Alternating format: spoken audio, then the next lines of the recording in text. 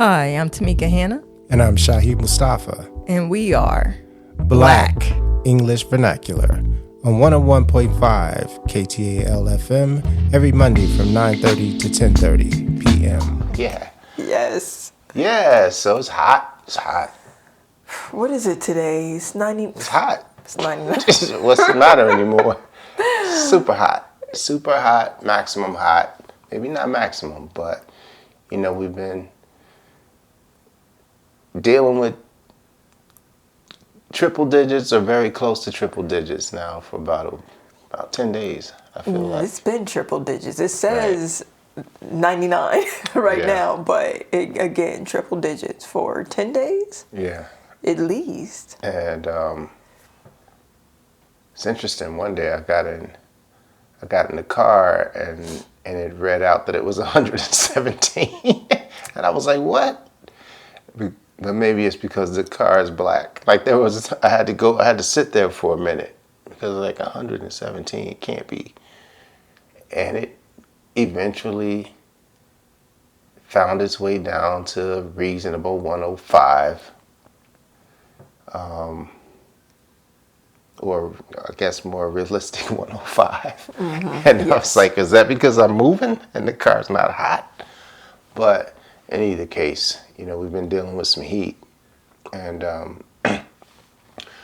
that can be a challenge when you are trying to grow food. But since we're trying to grow food in the desert, we should assume that we're going to have to deal with the heat. And I guess in some ways, we should also assume that we're going to have to deal with water scarcity. And so today was Water Day, which is a big day if you are practicing agriculture and dependent on water from the Rio Grande. And so today we received our allotment for water, which this year was a 4-inch allotment. And so when you take into consideration that in years past that people had an annual allotment, and by annual I mean like during the warm season or during when we get to experience the river, the water in the Rio Grande, and it's not just a boulevard as it is for most of the year. But when we actually have water in the Rio, in the past, people were used to receiving an allotment over the season of 3 to 4 feet of water. And so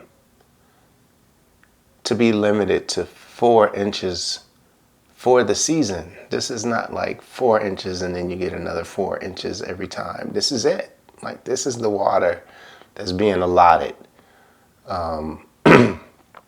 And I think it really speaks to the level of crisis with water, like where we are, in all honesty. And I think that it's not something that's really making the news in the way that it should.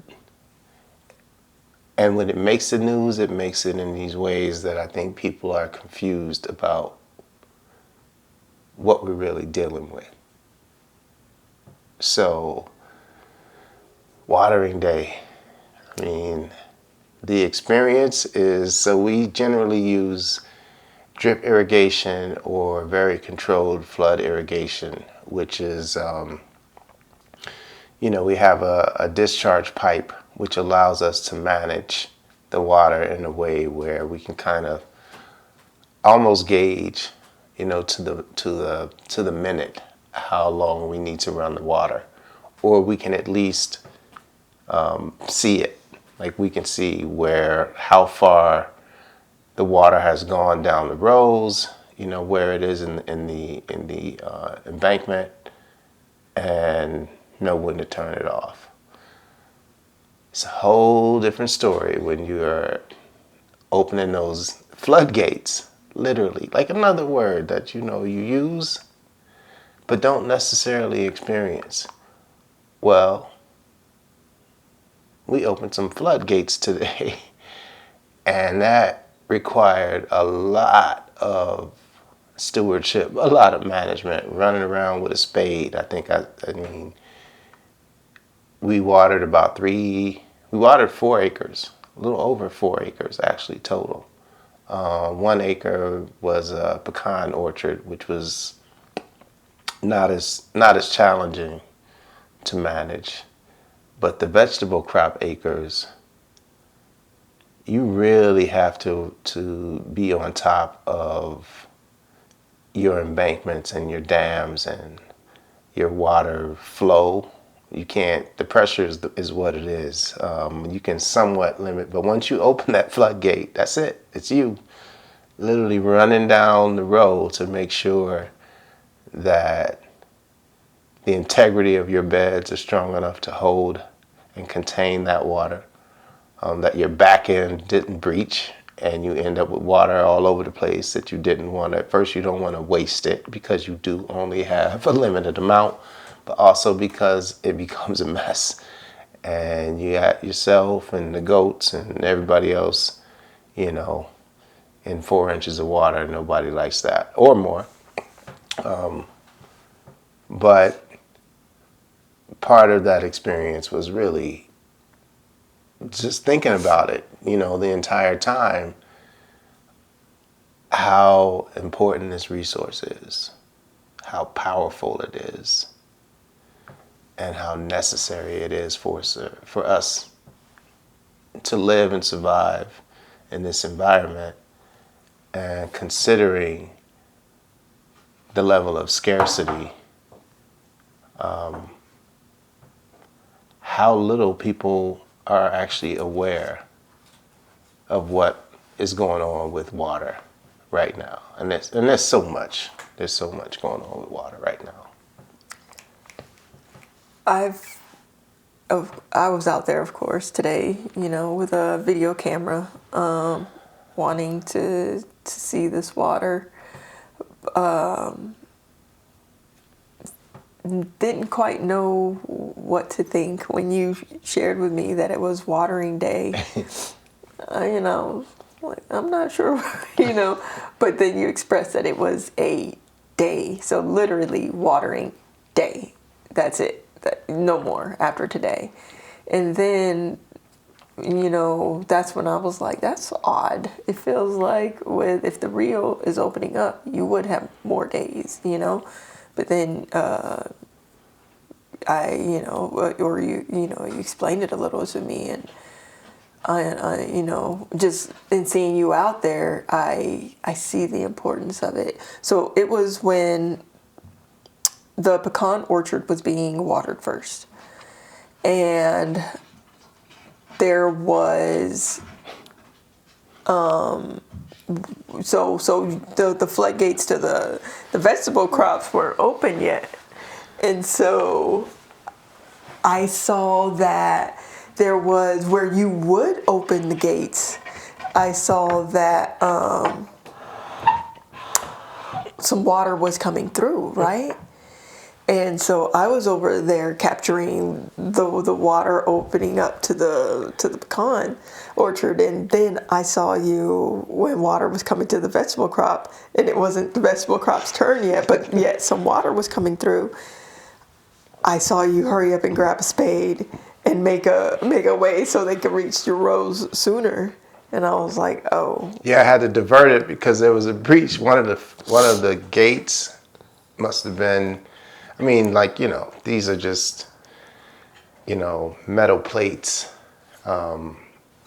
covering a discharge hole, and there's nothing really tight or sealed about it.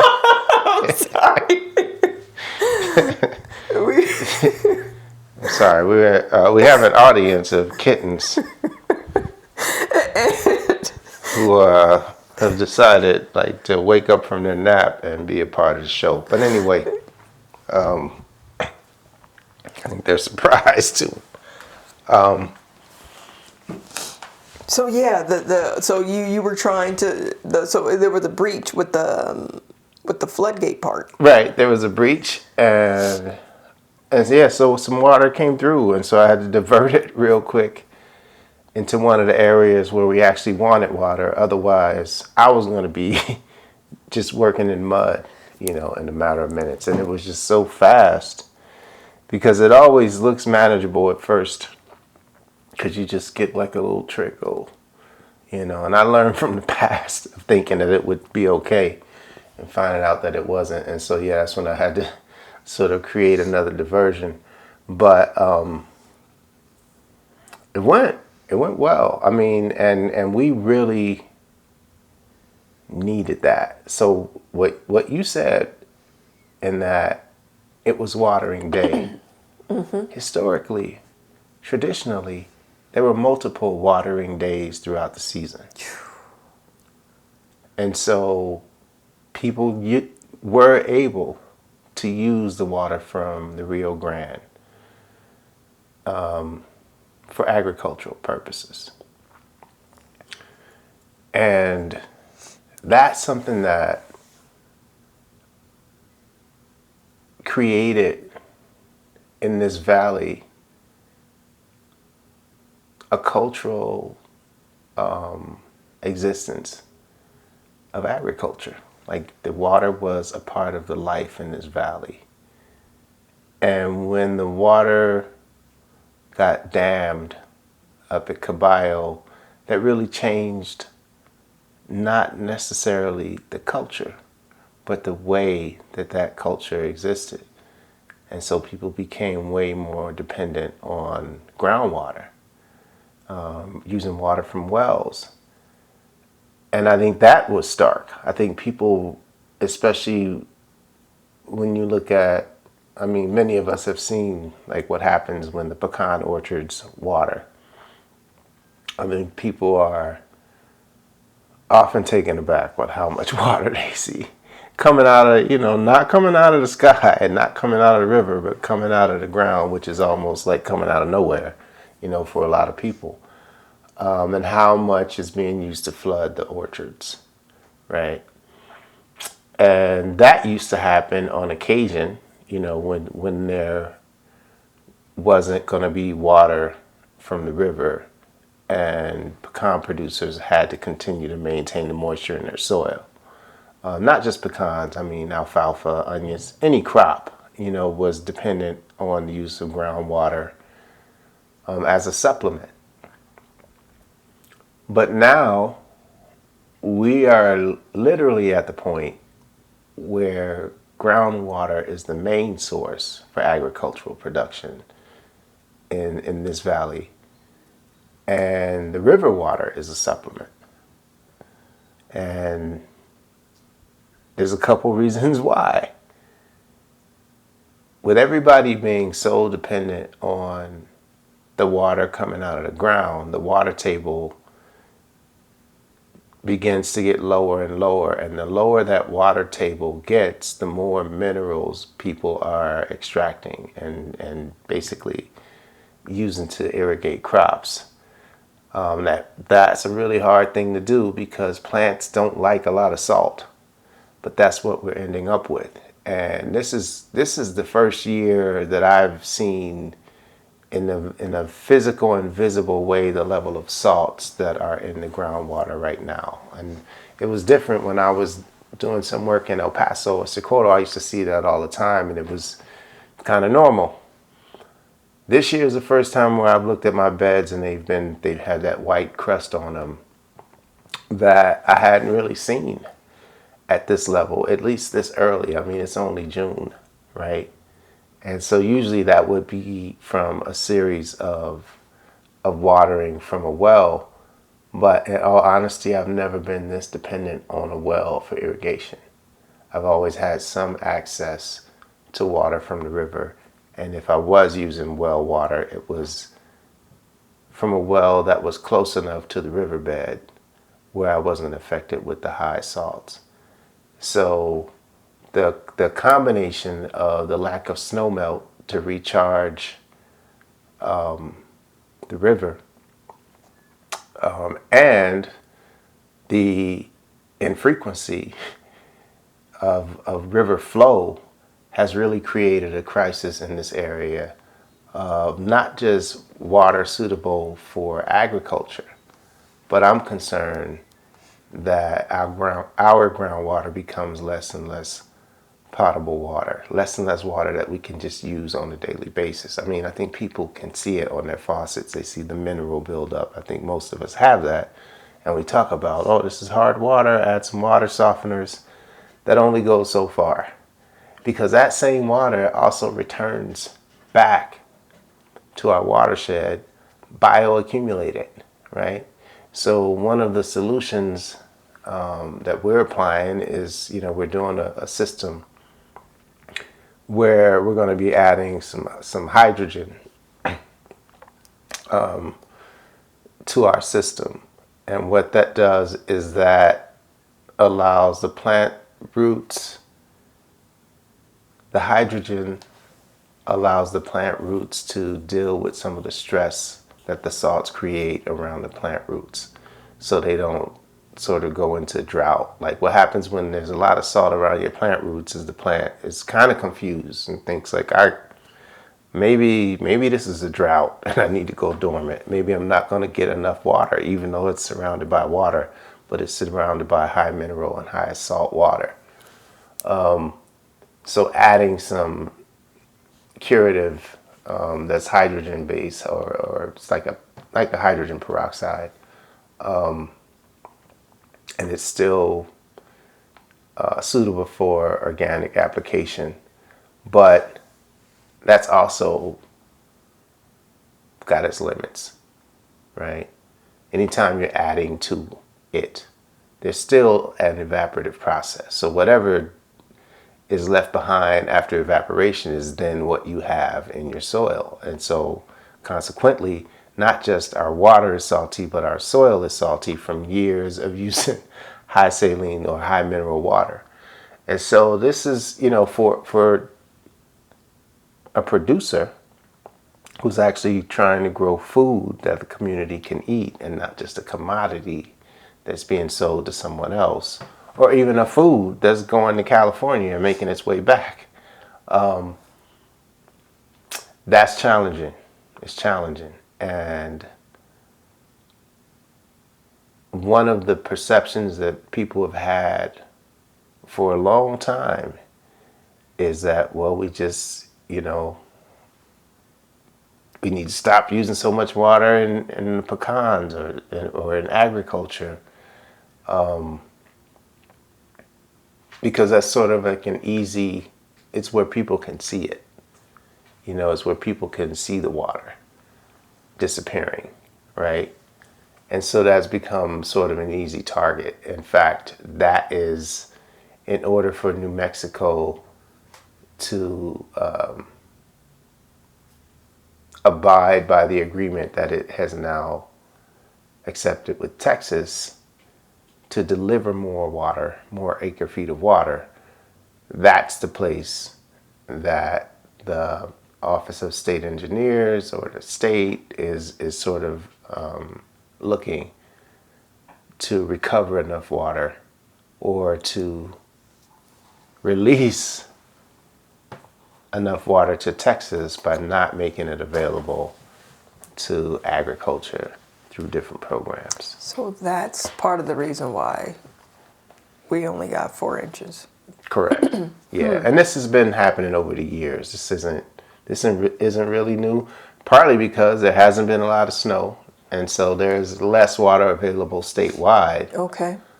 The irony in that is that that's only becoming an issue for people north of the dam recently. Like in the last year, I've heard people from Albuquerque say, "There's no water in the Rio," and I go, "What? Yeah, there's always no water in the Rio," but they're not used to that, and there was concern because they could see real drop off because there wasn't enough snowmelt coming from the Colorado Rockies. And so that is the tributary that feeds all of this, that feeds us, right? And so because of that, they are also experiencing water scarcity in a way that they hadn't. But like I say, for me, the Rio Grande is Rio Grande Boulevard most of the year. And it's a river, when it's a river. That's been my experience. So having these conversations are very nuanced, because you have that sort of encroachment on the water. And then you have the conversation that people are having around data centers. Of course. And that water use, right? Which is something to be concerned about, for lots of different reasons. I'm not even sure if people are concerned for the right reasons, but I think there are plenty of reasons to be concerned about the amount of water that they're proposing that they need to operate the data center, and also the kind of water that they're suggesting that they're going to use. But the thing that really, I think, has contributed to this issue that doesn't get talked about a lot is local and regional infrastructure. One of those things being just in the way that the water is delivered. Some of these old irrigation ditches or dams, like I know, for example, when we were farming out in Mesilla, the dam was still a dam that wasn't paved.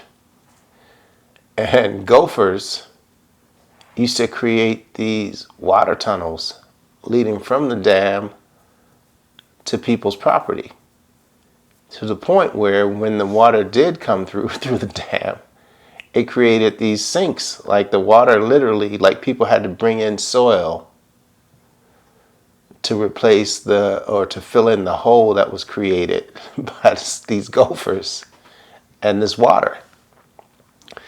But had that ditch been paved, that wouldn't have been a problem, right? So there's a lot of infrastructure issues that create water loss that people aren't thinking about. One of them also being municipalities. Like there's lots of leaks in a lot of the sewage systems and the water delivery systems that we use that go relatively unchecked because they're old, terracotta, metal, things that break down over time but used to deliver water efficiently. Those things aren't being replaced. Most of that energy goes into new development. So you get new infrastructure there, but downtown and older parts of the city, you're not necessarily seeing that. And one of the indicators of that I was able to witness, well, two. One was personal, but the other one was over near the Three Crosses area. I can't remember the name of the street, but I used to always appreciate the trees on one side of the block. And I was like, wow, that's nice that they have these trees. And one day I went down there and they'd taken all the trees out. And I go, oh. I know what you're talking about. They just removed every single tree. Yeah. And the reason was that the tree roots were starting to disrupt the sewage infrastructure, the water infrastructure. And I got to peek. And I said, hold on, those old pipes, like that's what, so they were kind of doing piecemeal replacements, not the entire system, just piecemeal replacements of the old infrastructure. And in my mind, I was like, this has to be happening everywhere. Like there must be water leaks going on all the time. Hold on, so you're saying the tree roots were affecting the old pipes. The old pipes. Right. So couldn't there have been a way to fix the old pipes, And, they were fixing them where there were trees. Okay. But they were taking out the tree. Exactly. Because Yeah. the tree was the problem, not the old infrastructure. See, that's what I'm thinking. Why not fix the old So, infrastructure to handle the trees? well, that is the question that I think people need to be asking, because I didn't only see that in that place, I experienced it personally where we had an issue where we kept having backups, in our bathroom. And we thought, well, we don't have a tree, so I know there's no branches growing through the pipes. And so when we called the city to ask, if they could check, they literally told us, well, what you have to do first is repair all of your pipes going out to the main to ensure that there's not a problem there. When we checked, like we did, we had turnouts, plumbers came, everybody said, yeah, we can't find any problem. But we still had to do that. And we did it, right? We replaced all of our plumbing going out to the street. Problem still existed. And then they came and they, quote unquote, fixed it right in front of our house. They didn't go, there's a problem with this main, we need to replace this main. They fixed the area right in front of our house, and that was it.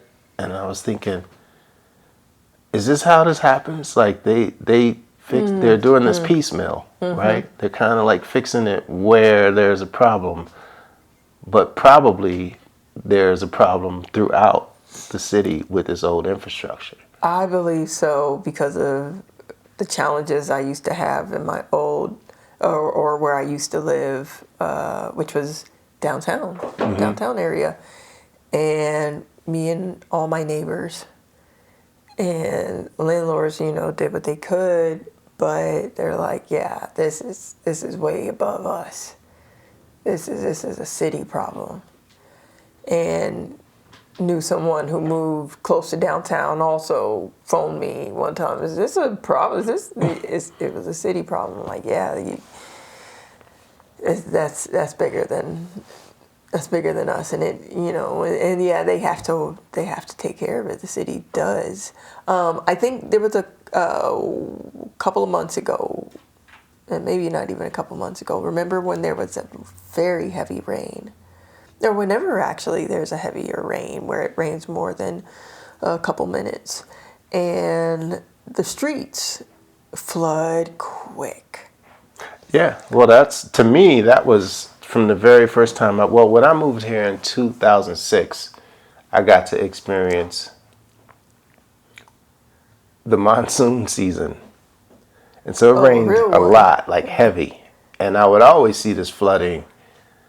And it was always, to me, I was like, why isn't this water being directed into a cistern? Like, why isn't there a system? If this is something that happens, why isn't there a system to collect and reuse this water?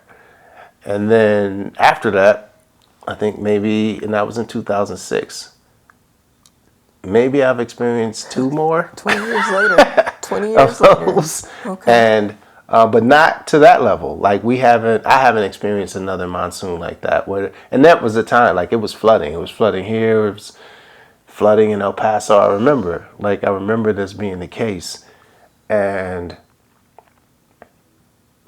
in me, it just seemed like, well, there needs to, like, if this happens, that's a lot of opportunity for water harvesting. At least directing it to a treatment center. I wouldn't say directing it to the river, because it would just dry up because there's nothing to hold it, right? But those are the kinds of things, when you go east to west in this town. I know on Missouri, I've seen it on El Paseo, I've seen it on Spruce, where it's just like they become these flowing, rivers when we get a heavy rain. And these are, we're not talking about raining for days on end. And I know that is why we have these different water catchment systems, whether they be arroyos, which are more like naturally built, but still somewhat contained. And then there are other water catchment around. But water harvesting is what I think would be critical, to add to this community. Do you think that water harvesting, that conversation of water harvesting, will become a serious conversation, a serious topic, knowing that, like for today, watering day, just one day of watering, so people are feeling that, are feeling the lack of, Correct. So Well, I know in agriculture, water harvesting is done through improving soil health, and so that's what everybody's. That's kind of like the low hanging fruit. Adding more compost, creating healthier soil that can retain the water that's being used to grow crops. But in terms of cistern systems and dedicated infrastructure, whether in households or citywide, for collecting water to be repurposed and reused during those times, I'm assuming it's going to have to happen. But I don't hear a lot of conversation about that, and I don't hear the community demanding things like that. And that's where I think, as we started, when I said I don't think people are aware of the crisis that we're actually experiencing right now with water, not just from external or things that we might have some control over. Like I say, the data center, I think that brought up a lot of people's questions about water. But there are so many things that potentially contaminate or compromise our watershed. And I feel like there's also lots of uses beyond agriculture that are contributing to high evaporative rates affecting our water capacity and inventory. when I saw the water release today, it it was a spiritual experience. Oh yeah, definitely. It got me in a way that I don't think it ever has before. And mind you, like I always feel a way when I'm near water. I feel just a calm and a peace, and I'm moved. Today, I was moved to tears, but in a way that felt like, how long am I going to be able to experience this? And even touching the water, like, is that going to be a distant memory one day? Good. You I know? mean, this is the desert for a reason, right? So there are sort of natural cycles of drought that contribute to the overall desertification of this area, which might be able to be mitigated if we take those things into account. Yeah, I think I was thinking as far as like, my thought was on the data centers and was on the forever chemicals that they're putting in the water, and was in just my understanding and, from what I do know of how they're really affecting our water in a way that is going to make it hard for people to use. Right. And I think that's also why the emotions came. Yeah. Yeah, I mean the data center. Well, I was able to talk to one of the people who's working on the closed loop cooling system that is being proposed. I don't know what closed loop cooling system. Closed loop. Yeah. Could you explain that a little bit? Sure. So what they're proposing is a cooling system because data centers produce a lot of heat, right? Computers just generate a lot of heat and, need a lot of energy. So all of that energy going into a concentrated space like that is going to require some level of refrigeration or cooling. So what they're proposing is a water-based system that keeps the place cool. And the idea is that they will initially fill this system with a lot of water, and it will be a closed loop system that continues to cool the plant. Okay. And With the same water. They're with like, the oh, same water. We don't need to. Right. It's just the same water. Correct. Okay. And so that was fascinating, to say the least, to me. And I'm like, wow, how's this work? Like, I want to know a little bit more about this. So I went to a job fair that they had in Santa Teresa, because that's where the I always almost say Planet Jupiter, Project Jupiter is happening, right? And this is an Oracle project.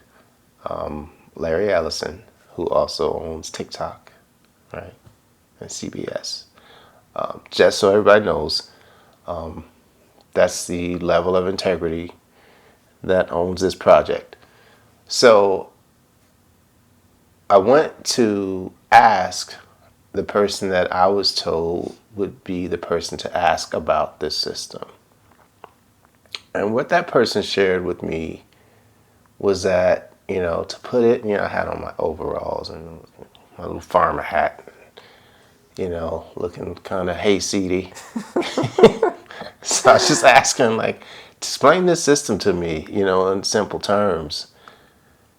And what they told me is like, well, you know how a radiator works, like a car radiator, right? And you just like, it goes through and it goes back up and it kind of recycles and you're using that and using that. And I said, yeah, and I know that you have to refill them. And he said, yeah, there will be, we'll refill it. And I said, well, where's the water coming from? He said, oh, it's groundwater, but it's groundwater that's non-potable water. Non-potable meaning? It can't be used for consumption. Got it. Okay. Probably, or agriculture. Okay. So this non-potable water that they're saying that they're going to fill with, he told me that was coming from a sod producer. So somebody who grows grass basically to sell people. And so in my mind, immediately I was like, a sod producer. So what kind of chemicals was this sod producer using to ensure that they had the perfect green grass that they need to deliver to their customers? And he said, yeah, there's some TDS is a term, total dissolved solids, right? Could mean a lot of things. Generally, it can be as simple as a lot of minerals. It could also mean a lot of chemicals, right? So this water that they're getting from this sod producer, which is water that should not be reintroduced to the watershed, should not be reintroduced to groundwater because it's high in total dissolved solids, right? So this is what they're going to put into this cooling system, along with some detergents to break down the total dissolved solids. That way they can keep using this water without these solids becoming too big, basically, and then clog up the system. And so me, once again, not knowing anything, and I talked again. I said, so it's like this radiator. I said, so if it's operating like a radiator in this space and cooling, there's going to be some condensation, meaning that there's some evaporative capacity that's going to happen over time. I said, so does that mean that you're going to add more water? And he said, yeah, we'll have to add more. I said, so that means it's not a one-time fill. That means it's actually going to be multiple fills, and we don't know at what rate yet. And I said, but as you're dealing with these dissolved solids, and as this water evaporates and you're adding these detergents, then you're bioaccumulating all of these additives. Then what happens to that? Does that stay in the system? He said, no, we'll have to dump that. I said, okay, see, that's the challenge that I have. It's like, if you're going to have to dump that now produced water that you just produced in this facility, where are you going to dump it? And how are we going to ensure that there aren't any leaks? And if this system works like a radiator does, radiators leak all the time. So how are we ensuring the safety of the community's water just within this system? And this person said to me, well, you know how it works, man. Groundwater's groundwater. Everything gets in there. And I said, okay. That is the concern that I had. And I said, as a farmer, that's a concern that I have. But as a living human being in this community, that's also a concern that I have. And I walked away from there with the answer that I expected, but an answer different than I had hoped.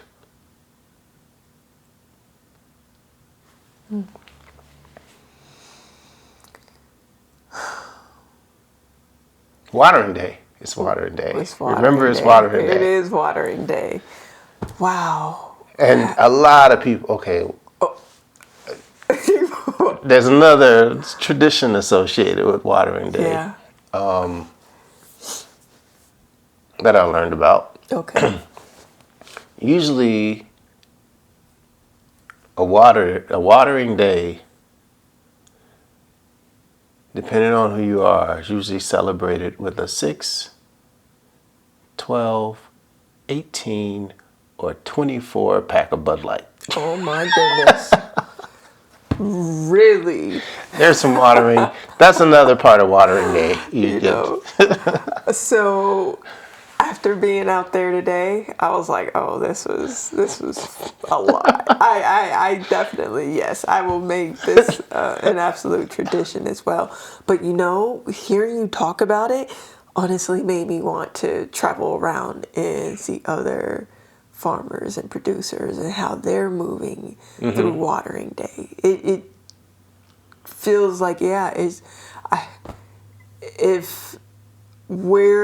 this continues and drought continues to happen and just a lot of challenges around the water, I have a feeling that, yeah, people will pay attention to watering day and come out to help. Like, what spaces can we make sure water gets to, you know? And so, no, I would like to see what other people are doing, how they're handling and moving through their watering day. Yeah, God bless them. I don't need to see it. I saw enough, but I have seen it. I've been involved, and have you helped people? I have. I've helped people. How was that? It's same. And this was on. It's pretty chaotic. No, it kind of feels chaotic. It just is what it is. It's a lot of water coming in, and you can do as best you can. And we didn't have a lot of leaks today. We actually did pretty good. I've been where there was a pretty serious breach, and you're literally like either sandbagging or trying to hurry up and shovel up enough soil to replace a crack. You know, in this system of sort of like mini dammed system that you have, and you're just depending on the integrity of your soil and your own engineering, right?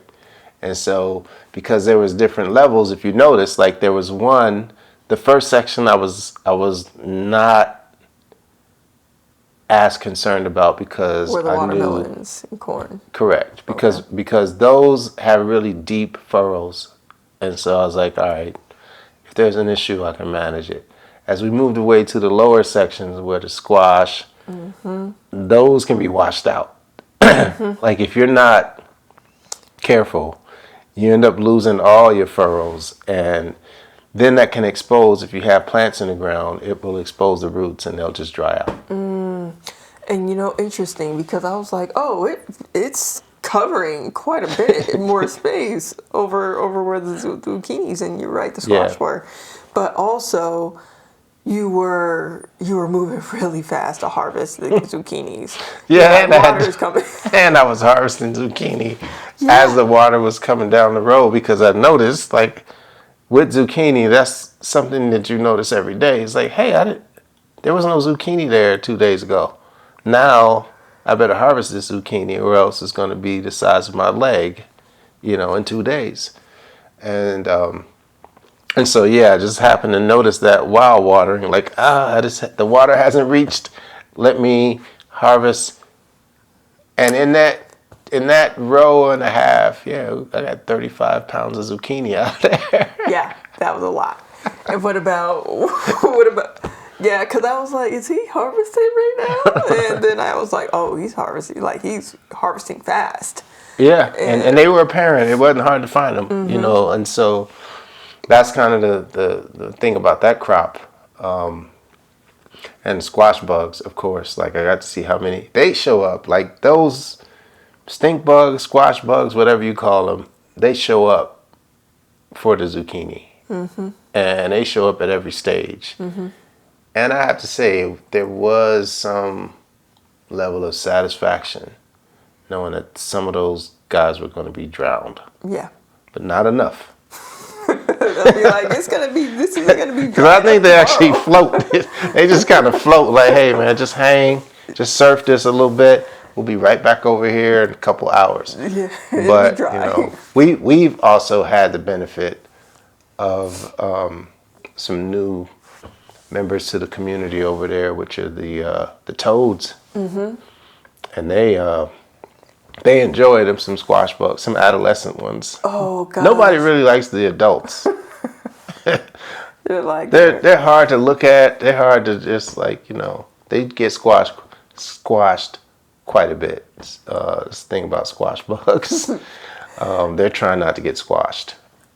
I bet those toads tonight are going to have a time. They might be out there singing tonight. I might have to they're the ones that you hear there. that sound like sheep or lamb or something. And I'm looking forward to them having a party tonight. You know what? But also thinking about water and the importance of it for just the animals, right? Yeah. Yeah. Like they're waiting for watering day. Right. And certain animals like toads and frogs are used to sort of measure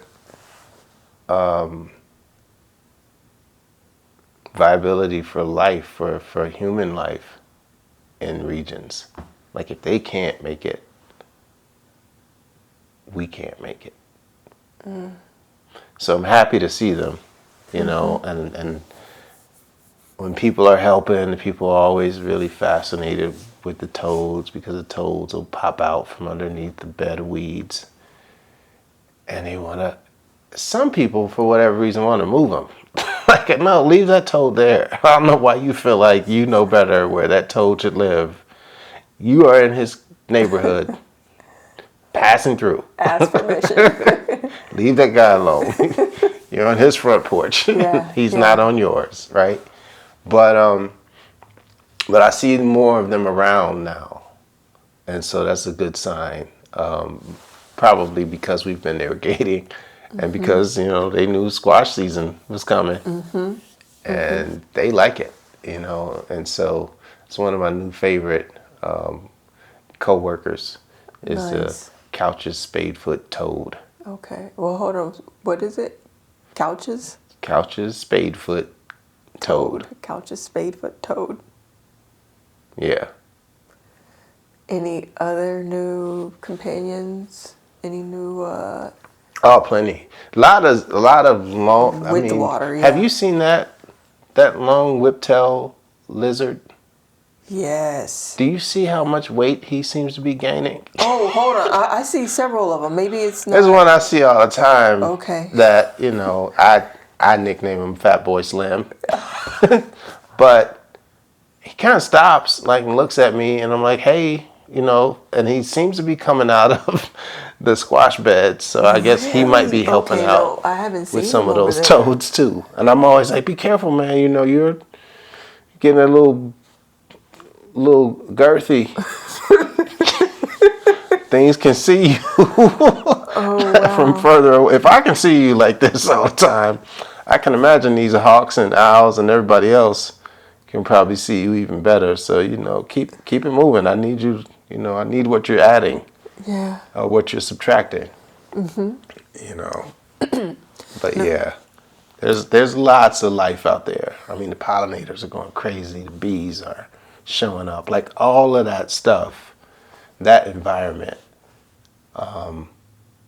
is a part of our ecosystem that's necessary. And even I was explaining this to somebody who we were talking about water, and they were of the position like, yeah, I'm glad, they're sticking it to these pecan growers for wasting all that water.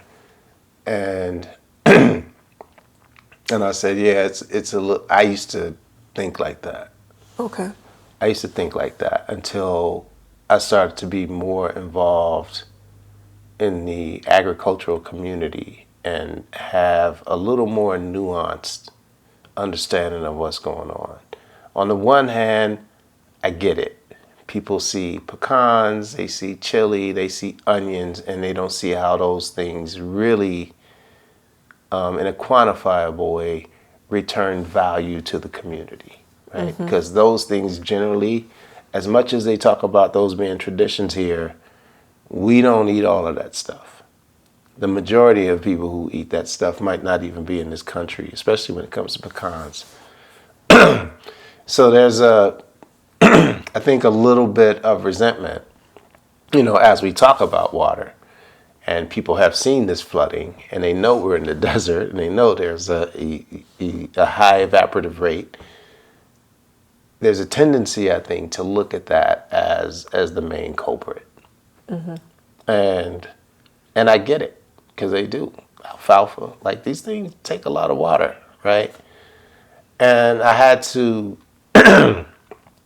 remind this person, I said, a lot of these ag traditions started when people were receiving 4 feet of water. It's about to change, yeah. And there wasn't as much of an impact. And it did create economy for this region. Some people benefited greatly, way more than others, but it did create economy and tradition. And another thing that it created was ground cover. I say there's some benefit actually to having these orchards around that we might not recognize, but we might realize if they were not here. There's some benefit to that, right? In terms of carbon sinking, even the ones who don't, in my opinion, do it the best way. The ones who clean the floors of their orchard, because there is a higher evaporative rate there, but because they have the canopy of the trees, there's less release. And there's also the oxygen output of the trees that doesn't necessarily credit out that CO2 or that that evaporative water release, but it's not reflecting back the way that adjacent open fields are, right? Reflecting back sunlight. And it's definitely not doing what dairies were doing. But there is some value in agriculture other than just the economy and the food that it may provide or produce. There's also the ecological benefit of having green spaces. And that's one of the things that I think we all need to sort of realize and come to a reasonable compromise. Because I think the approach should be, how do we better support agriculture in becoming great stewards of water by implementing practices that allow them to be that? I was thinking, and I'm glad you said that. How can we become, better stewards of water?